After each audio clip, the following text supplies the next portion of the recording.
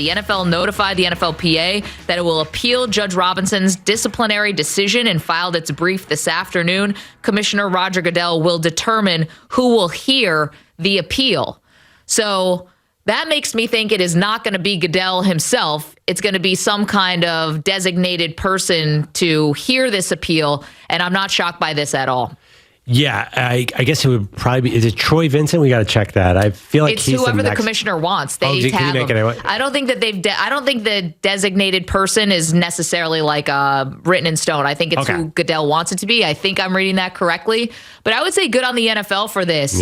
Because when Sue Robinson, the retired federal judge, puts out her decision, she agreed with Roger Goodell in the NFL that Deshaun Watson violated the personal conduct policy on 3 different occasions, that he did commit sexual assault how the NFL defines it, not how the legal system does, but how the NFL defines it, that he did put someone in harm's way, that he was, made someone, poses a genuine danger to the safety and well-being of another person. Want to make sure I get that correct. And also that he undermines or put at risk the integrity of the NFL. Those 3 things are violations of the personal conduct policy. According to the judge, he violated all 3 of those. And so she felt like, or her decision was, she was bound by precedent to only give him 6 games. Yeah. And basically, though, kind of laid out, I think, a blueprint for how the NFL could appeal this, and they have. Yeah, I think she made a pretty grave mistake saying the precedent was there for 6 games. And I think it's almost as if she doesn't understand the way the NFL has been coming after people. I don't know. It didn't make any sense to me. Obviously, the media was getting stronger and stronger against 6 games. And I know the NFL might not care about ESPN, but I think Roger Goodell, he's 63 years old. He probably cares more now than he did 10 years ago because his legacy's on the line, and he did not want to wear this one. And it would have been a disaster for the NFL if they had kept it at 6 games. And again, I know it's a different bucket, but all these other suspensions that are longer are a weight against Deshaun Watson. The NFL has to see the optics of that. Calvin Ridley, a season, and then when Kamara's penalty comes out later, they don't want the 6 games to be brought up every time anyone gets suspended for Kingdom Come. It is. I mean, this is the most serious case they've had in this. I mean, this is the biggest case they've had. There's not another Deshaun Watson. There's none of these other stories are in the same league as Deshaun Watson. It's been front page news for 2 years. No, I get it. I mean, I hate to compare those kinds of things, but because of like the volume of women, yes, like exactly. Usually, hate to say it that way, but it's usually like one person to another person. Where this was obviously so many different women, but that's not even what she was making this decision on. It was 4 women.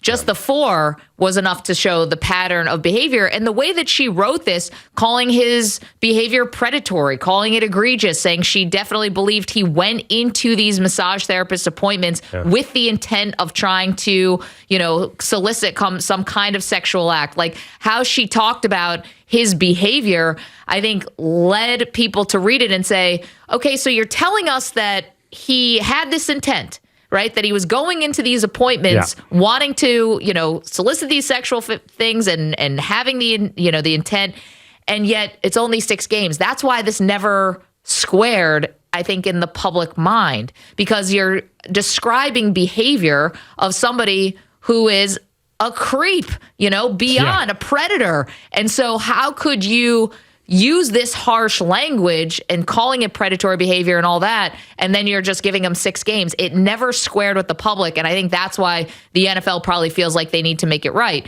And also the NFL, like a lot of businesses, it's also like a front-facing operation where they want to feel like they're reading sort of the tenor of their customers and fan base. Well, you bring up an interesting point. I mean, I don't give her any credit for that language. That was handed to her by the NFL in the case. The NFL gave her all that language. They gave her the case on a platter. So she took it. She said she agreed with everything on there.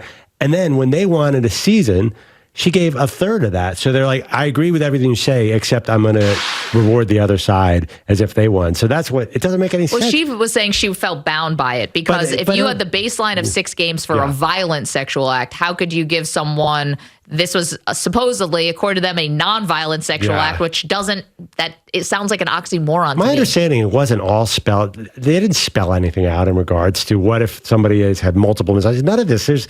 Every case here is completely different. I don't buy her precedent argument. I don't think the NFL does, and I don't think a federal court is. I'm sure this will go to federal court, and I'm sure the NFL will win. Right, because the NFL now can appeal, and then now the NFLPA. the NFL appeals, and then the Watson side can determine whether they want to. The NFLPA side. Watson will not. Right, the NFLPA. So the last 2 times they did it was Ezekiel Elliott and the NFL won, and Tom Brady and the NFL won. Yep. And the NFL will win this one too, because that's the way the CBA was set up. But, the outcome will be Deshaun Watson could be on the field week 1. That's just a huge reality here. Right. And the reason that would be because to work through the legal system, as we all know, doesn't happen like at the snap of a finger. So it could take a while to get through, the federal court system. Right. Unless a judge shoots it down immediately. They could just shoot it down because here's the reason why Perloff says the NFL always wins when these things go to court. Roger Goodell, the NFL always wins, is because the NFL and the players agreed upon this system. Yeah. So when you agree upon it and when your union signs it and says, okay, we agree that we know there's going to be an arbiter, but we know that either side can appeal to someone else and it's ultimately going to go to Goodell, then you made your bed. Like, you've agreed to this, and that's why courts generally rule with the NFL. And I think a court will look at Judge Robinson's ruling for all the reasons you said and said, this makes absolutely no sense. You agreed with everything the NFL said, except the number of games they wanted. So what's that about? I totally understand what you're saying. In the immediate future, it's not good.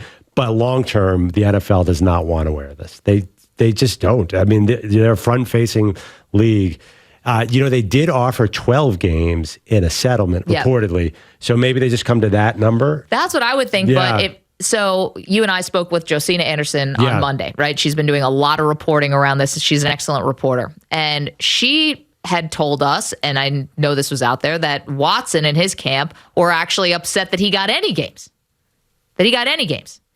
Because he has maintained that he's done nothing wrong. Meanwhile, what Sue Robinson put in her report was that it worked against Deshaun Watson, that he showed no remorse, that he did not seem to be upset, feel sorry for anything that he did, even though there were text messages and there's evidence that one of the masseuses left the appointment crying, and he texted her later, "I'm sorry if I made you feel uncomfortable." Yet he maintains he did nothing wrong. And the Browns maintain in their statements from this week that Deshaun has always, taken responsibility for anyone he may have hurt, including his family and his teammates. Like, they've been tap dancing around this thing. But the bottom line is, according to the judge, he's not showing any remorse.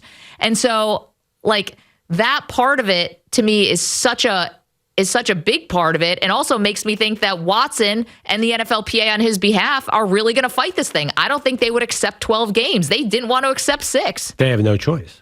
They have no choice. The NFL... No, but to take it to court. Oh, they already said they're taking it to court. That's already out there. Everyone knows they're going to federal court, and I think everyone knows they're going to lose. At least it seems that way. But they'll fight it. Maybe they want Deshaun Watson. Maybe Deshaun Watson misses less games after that. I have no idea. If he's going to be on the field... there's no good outcome. Say he was 6 games, and then he came back week 7. It's a Sunday game against Baltimore, Lamar Jackson. That's going to have a lot of eyeballs. That's going to be embarrassing for the league. And then they have a Monday night against the defending AFC champion Bengals. That'll be the number 1 story in sports. The NFL doesn't want him coming off a 6-game suspension and being the face of the NFL in a primetime game. There's no good outcome for them here. This is going to be a bad story that they're going to have to deal with for a long time. Yeah, you're right. Yeah. However, sometimes we know it can be a really big story, but then when it comes to the actual game, sometimes it gets mentioned on the broadcast for a few minutes here or there, but they want to keep in mind that it's a game broadcast. This has happened before. But can't you see all the hype, all the shoulder programming around a Monday night game? They don't want him back in week 8. That is way too soon. I'm sure they'd actually be happy. At least week 9's a bye. At least do something. A Bengals game would be huge. It'd be that Deshaun Watson be the lead on every show and every Today show. So I front page of every paper. There's a reality though here, which is because of the nature of this case, because of the volume of women, because of the details that have come out, all of that. There's no way the NFL can hide. Like the NFL, Watson, this story.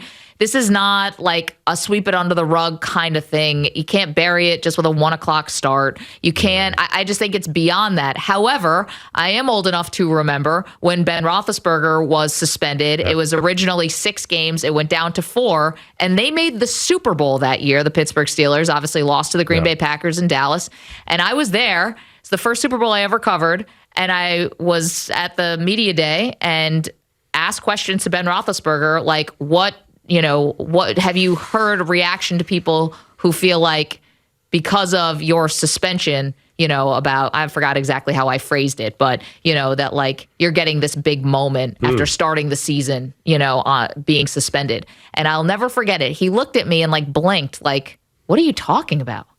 Like, what are you talking about? And he gave me some kind of like bland vanilla answer, but it was like, you're asking me about that? Oh, that thing that happened way back in the first 4 games of the season? Like, I'm in the Super Bowl now. We're going to keep it to Super Bowl questions. And, that moment always stayed with me because obviously that season started off and he was the number 1 story. And some of the details that came out of that case were horrible. And he was playing in the Super Bowl at the end of the year. Yeah. And it was not a big story. I want to compare the stories, but I feel like the Deshaun Watson story is much, much bigger, though. Because more women. More women, the length of time, the fact that basically we've had since, March 2021, actually February 2021, March 2021, with no developments. He sat there all of last year for us to pick apart the story. It's a huge story. It's closer to me to Michael Vick. Like it's been an all-consuming NFL story. Again, it's terrible to compare this. Yeah, you don't want to compare them. But again, like I was just talking about time and how you're right. Time move on. I mean, Tyreek Hill's one of the faces of the league right now. We can go on and on. Joe and Mixon on. played in the Super Bowl and nobody was talking about what happened with him in college. Yeah, no, you're absolutely right. There's a million examples in the NFL. And eventually Deshaun Watson will probably be to that level.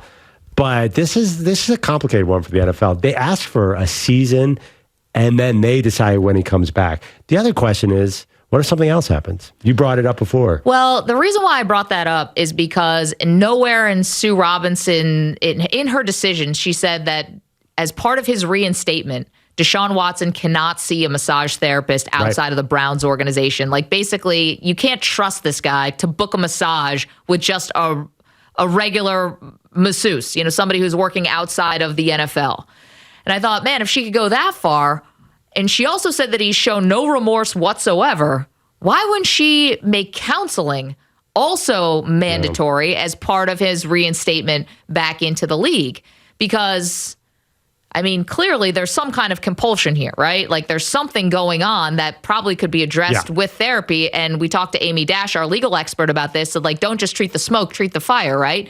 And to me, like, if you're not going to treat and at least acknowledge that this is not typical behavior, then what makes you think it's not going to happen again? Well, I think a season-long suspension sends an even stronger message than you must go to counseling. I mean, we all know what you must go to counseling often ends up in no real results in anything. But that's besides the point. I understand what you're saying. Deshaun Watson still has one civil case out there. He cannot express regret or remorse from a legal standpoint. He's in civil court, so you can understand why he would not say that. Well, and I don't know if this is the one case that hasn't been resolved, but I believe it's the case where he texted her and said, I'm sorry if you felt uncomfortable because she was crying when she left the appointment. Yeah, here's the other question, too. Clearly something happened. He knows. Jenny Redis reported 66 different masseuses. Sorry, it was 66 different. So what if one of those people files a civil case and the NFL is stuck with the 6 games and then they look back? The NFL risk having more pie on their face. What's the expression? Egg. More egg on their face if more comes out that's already happened. I think the NFL was really scared of the 6 games sitting there. No doubt. So that's the big news for today. The NFL, Roger Goodell, they are appealing the 6-game suspension that was handed down by Sue Robinson, the retired federal judge. So now this will ping pong back into the NFL's court. and Roger Goodell will determine who he wants to hear the appeal and then what the determination will be. Meanwhile, the NFLPA and Watson's side will take this to federal court. Buckle up, everybody. Story's not over. Thank you for watching our video. Please like, comment, and subscribe. And if you want to see more videos like this, just hit the bell. Yeah, ring the bell. Just hit the bell.